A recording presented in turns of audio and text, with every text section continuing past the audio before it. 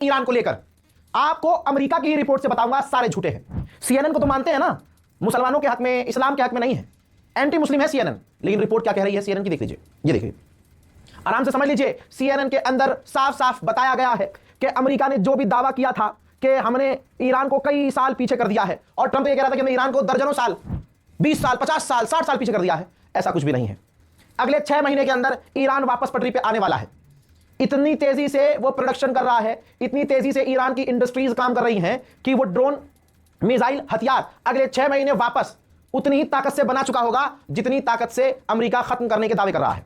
यानी एक बार फिर से डोनाल्ड ट्रंप अमेरिका और अमेरिका के जो अधिकारी हैं सो कॉल्ड, उनके तमाम दावे ईरान को लेकर झूठे साबित हो रहे हैं। दूसरी तरफ आप देखेंगे तो अमेरिका रो रहा है, एक बिगड़ैल लौंडिया की तरह रो रहा है। लौंडिया को उम्मीद थी कि उसके 10 आशिक उसकी मदद के लिए आएंगे, मदद के लिए कोई नहीं आया तो अब रो रहा है घाघरा उठाकर। अमेरिका के विदेश मंत्री ने कहा कि अमेरिका काफी अपसेट है कि नाटो ने ईरान के खिलाफ हमारी मदद नहीं की। अब 2 रिपोर्ट आई है। पहली रिपोर्ट में यह कहा गया है कि ईरान के सुप्रीम लीडर ने मना कर दिया है, बिल्कुल साफ इनकार कर दिया है कि हमारा एनरिच यूरेनियम ईरान से बाहर नहीं जाएगा।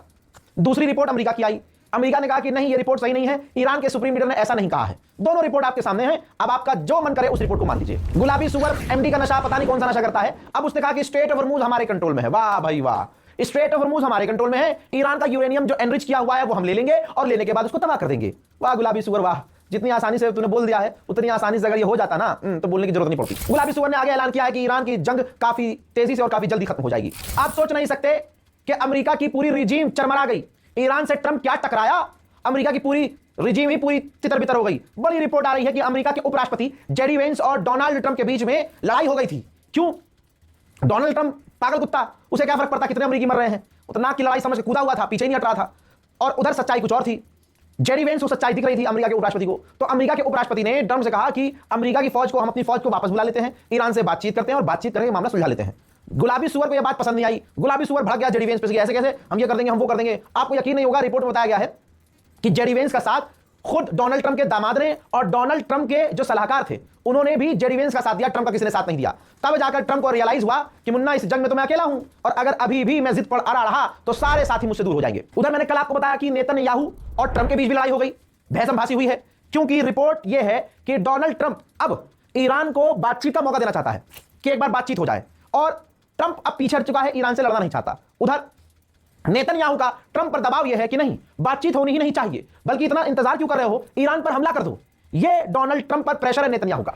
डोनाल्ड ट्रंप ने यह भी ऐलान कर दिया है कि शायद मैं अपने बेटे की शादी जो अमेरिका में ही है नहीं पहुंचूं, क्योंकि ईरान को लेकर मुझे काम है। पाकिस्तान की डेलीगेशन इस वक्त ईरान में है और काफी इंटेंस बातचीत चल रही है, काफी सीरियस है, और कई मुद्दों पर ईरान राजी नहीं है, कई मुद्दों पर अमेरिका राजी नहीं है। पाकिस्तान दोनों को पकड़े हुए है कि किसी भी हालत में कुछ तो डील हो, तो काफी इंटेंस बातचीत चल रही है। यहां तक कि ईरान के विदेश मंत्री ने पाकिस्तान के इंटीरियर मिनिस्टर से मुलाकात की है। ये फॉर्मल मीटिंग है, जो आधिकारिक मीटिंग हुई है, जिसमें पाकिस्तान के और डेलीगेशन शामिल है। वो इस वक्त ईरान में है और ईरान के अधिकारियों से बातचीत चल रही है। दोस्तों, ईरान ने इस वक्त इंटरनल सिक्योरिटी पर ज्यादा ध्यान दिया है। 3 साल पहले मैं बार-बार ईरान से कह रहा था और अपनी रिपोर्ट में कह रहा था कि ईरान को अपनी इंटरनल सिक्योरिटी पर ध्यान देना चाहिए। इस वक्त जो ईरान जिस तरह से ध्यान दे रहा है, अगर यही ध्यान, ऐसा ही ध्यान ईरान शुरू से देता तो आज ईरान और मजबूत होता। बहरहाल, ईरान ने अपनी इंटरनल सिक्योरिटी को मजबूत करते हुए 2 ईरानी लोगों को फांसी दे दी है, जो अमेरिका और इजराइल मोसाद के लिए काम कर रहे थे। सबूत जैसे ही मिले, कोई केस नहीं, कोई ड्रामेबाजी नहीं, सीधा उनको फांसी पे लटका दिया गया। उधर जर्मनी की इंटेलिजेंस ने कहा है कि ईरान कोशिश करेगा इजरायली ऑफिशियल्स को दूसरे देश में कत्ल करने की, लिहाजा इजरायली ऑफिशियल्स को अलर्ट होने की जरूरत है। ओमान पहले ही मना कर चुका है कि वो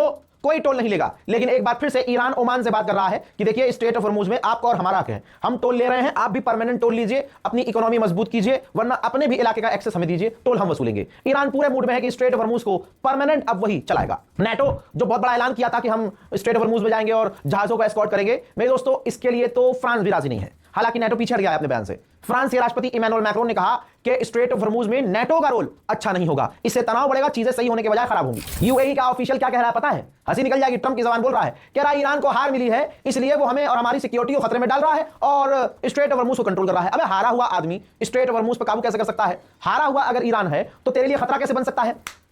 तवज्जो चाहूंगा, समझ में आ रही बात नहीं आ रही? तो कुल मिला के इजराइल की गोद में बैठा हुआ ये पिल्ला यूएई ईरान को हारा हुआ बता रहा है। जहां सारी दुनिया चिंगाड़ के कह रही है, दुनिया का हर अखबार कह चुका है कि ईरान जीत गया है, वहां यूएई शराब के नशे में कह रहा है कि नहीं जी, ईरान हार गया है। कमाल यह है कि ईरान ने सबसे ज्यादा अगर पेला है किसी को जंग में तो यूएई को पेला है, छिला पड़ा है यूएई लेकिन कह रहा है कि ईरान हारा है। इतना पेला है कि ये देखिए, यूएई ने इजराइल से सायरन खरीदे हैं। सायरन जो स्पीकर होते हैं, जो वो बचते हैं ना जब मिसाइल रॉकेट आते हैं। तो भैया, जब तुम्हें डर नहीं है, ईरान हार गया है, तो झाट के चौधरी तुम काहे सायरन पैर लगा रहे हो? चौड़े में रहो, ये यूएई की असलियत है। आईआरजीसी ने ऐलान किया है कि 31 जहाज स्ट्रेट ऑफ हॉर्मूज से गुजरे हैं हमारी परमिशन के बाद। गुलाबी सुअर शराब के नशे में, पता नहीं काय के नशे में कह रहा है कि स्ट्रेट ऑफ हॉर्मूज मेरे कंट्रोल में है और हम चाहते हैं कि स्ट्रेट ऑफ हॉर्मूज पूरी तरह से आजाद रहे। अबे अबे अगर वो तेरे कंट्रोल में है तो आजाद है ना। एक तरफ कह रहा है कि हम चाहते हैं कि वो आजाद रहे और एक तरफ कह रहा है वो हमारे कंट्रोल में है। कोई गुलाबी सुअर को समझाता नहीं है क्या कि अबे हरामी तूने बोला क्या है? ऊपर कह रहा है कि स्ट्रेट ऑफ हॉर्मूज हमारे कंट्रोल में है, अगली लाइन में कह रहा है कि स्ट्रेट ऑफ हॉर्मूज आजाद होना चाहिए। कहना क्या चाहते हो बे? देखिए फाइनल ड्राफ्ट की मैं बात कर रहा था कल, तो फाइनल ड्राफ्ट तैयार हो चुका है लगभग, जिसमें 25% जो पाबंदियां हैं वो ईरान से हटेगी, स्ट्रेट ऑफ हॉर्मूज खोल दिया जाएगा और फिर आगे मतलब सीज फायर तो होगा ही और फिर आगे कई मुद्दों पर बातचीत बैठकर होगी, यानी जंग बंद हो जाएगी। ईरान के 94 जहाज को सेंटॉम कह रहा है हम वापस मोड़ चुके हैं, 4 को हमने हमला करके बेकार कर दिया है, ऐसा सेंटॉम कह रहा है। रिपोर्ट यह आई है जिसके बाद सनसनी मच गई है कि ईरान ने जो इजराइल पर हमले किए तो इजराइल ने इस पूरी जंग में अपने आप को बचाने के लिए 200 से कम थर्ड इंटरसेप्टर फायर किए, लेकिन अमेरिका ने इजराइल को ईरान के हमले से बचाने के लिए 200 से ज्यादा थर्ड फायर किए। यानी अमेरिका के पास जितने थर्ड इंटरसेप्टर थे उसके आधे से ज्यादा इजराइल को बचाने के लिए फायर कर दिए। जितना खुद को बचाने के लिए इजराइल ने थर्ड इस्तेमाल नहीं किया, उससे ज्यादा थर्ड इस्तेमाल अमेरिका ने किया इजराइल को बचाने के लिए। इजराइल को बचाने के लिए पूरी जंग में 100 से ज्यादा नेवल मिसाइलें, नेवी से, समुद्र से मिसाइलें अमेरिका ने दागी अपनी औलाद, नाजायज औलाद इजराइल को बचाने के लिए। उधर ईरान के राष्ट्रपति पेजेश्कियान ने ईरान के टॉप जनरल और कमांडरों से मुलाकात की है और लगातार ये मुलाकात चल रही है। हजरात मोहतरम, इधर भारत का हाल पूरी तरह से बेड़ागर्क। मेरे दोस्तों, सबसे बड़ा सिरदर्द कॉकरोच जनता पार्टी तो है ही, लेकिन सचिन गुप्ता के द्वारा पता चल रहा है, मीडिया में बात आई है कि मिडिल ईस्ट युद्ध से विश्वव्यापी ईंधन संकट के मद्देनजर यूपी सरकार ने नगर विकास विभाग ने गाइडलाइन जारी की है, जिसमें सभी बैठकें अब वर्चुअल मोड पर करी जाएंगी, ऑनलाइन। विदेशी फंड, ट्रैवल, स्टडी टूर और कंसल्टेंसी असाइनमेंट 7 महीने के लिए फ्रीज किया जाए। दफ्तरों में एसी, लाइट, लिफ्ट का प्रयोग शाम 7 बजे के बाद बंद किया जाए। Public transport, carpooling, EV, cycle का प्रयोग कर ईंधन खपत कम करने की कोशिश की जाए। दफ्तरों में एसी टेंपरेचर 24 से 26 डिग्री पर करें। हर शहर में साइकिल कॉरिडोर का निर्माण कराएं। नगर निकायों में बिजली खंभों पर गैर जरूरी सजावटी लाइट ना लगाएं। आप देख रहे हैं बेड़ा गर्क पूरी तरह से। पश्चिम बंगाल में बकरीद आने से पहले मोदी सरकार ने हिंदू और हिंदू नीति, हिंदू मुसलमान करने के लिए, हिंदुओं को खुश करने के लिए नीति लागू की कि भाई कोई भी गौ माता नहीं काटेगा। भाई मैं मुसलमान हूं, बहुत खुश हूं फैसले से। लेकिन यहां तो उल्टा पड़ गया, हिंदू विरोध करने लगे, लोग रो रहे हैं गाय लेकर। वहां जो गाय बेचने वाले लोग हैं वो मुसलमान नहीं हिंदू हैं। भाई लोन ले लेकर वहां के हिंदुओं ने मार्केट में गाय, भैंस, बैल उतारा और उसके बाद जब सरकार ने कह दिया कि नहीं गाय नहीं काटी जाएगी, तो अब ये रो रहे हैं कि अब क्या करें। बुरी हालत है भाई, कोई खरीदार नहीं मिल रहा है।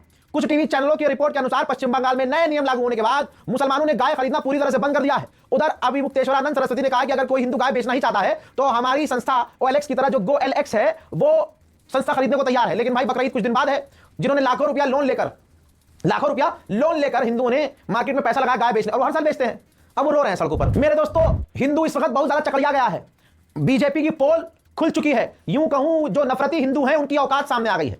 अरशद मदनी ने भी साफ कह दिया है कि जैसे मोर हमारा राष्ट्र पक्षी है, आप गाय माता को, क्योंकि वो हिंदू धर्म से लिंक है, तो गाय को आप राष्ट्र पशु घोषित करो। क्यों नहीं कर रहे हो भाई? सरकार तुम्हारी है, क्यों फटी पड़ी है? तुम्हारी औकात है तो करो। ये हिंदू मुसलमान का ड्रामा बंद करो।